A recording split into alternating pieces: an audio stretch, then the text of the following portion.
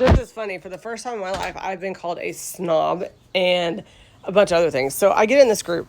Long story short, it's called OKC, Are We Dating the Same People or some crap, whatever. So this anon post comes up and she's like, oh my God, my boyfriend I'm like madly in love with wants to invite his best friend over, and she's poly and she's an OF girl. And everyone's like, oh, OF girl, that's disgusting. Don't let her in your house. I can't believe he's even friends with her. You better dump him.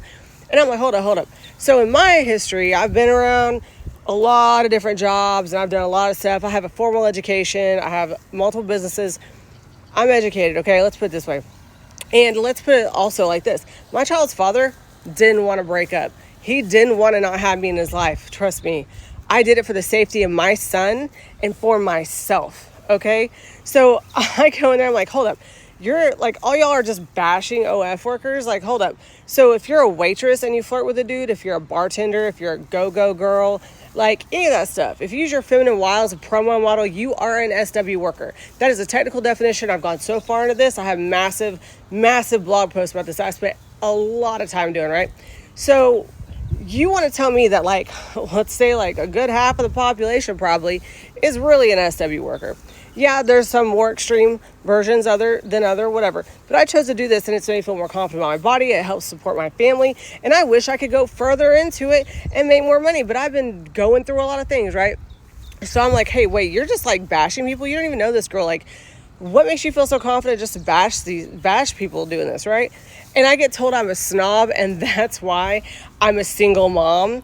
And I made this post about Cybertrucks because I thought it was entertaining. I don't drive a Cybertruck. It's not my thing. I'm not a fucking Tesla girl. But I was like, oh, Cybertrucks are ugly, by the way, and you drive one. What? Dude, I made a post about Cybertrucks that was entertaining about the mods. So I get told all this crap, and I'm just like, the internet is such a magical place. I'm now a snob, and that's why I'm a single mom and no one wants me. Isn't that funny?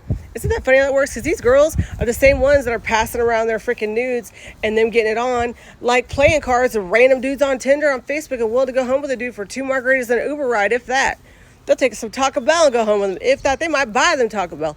That's what you do. I'm not knocking you. I just chose to monetize my images and my body that I was born with to support my family. And it's one of the better decisions I've ever made. I'm not regretful of it at all.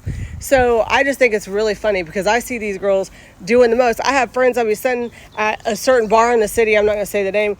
And the bartender will send them a video of her like running a 9-inch, just going at it for free. That is fine. I'm not bashing that. Do what you want to do with your body. Feel free. Be sexually liberated. That's great. But however, I chose to monetize mine. So I think it's funny how people feel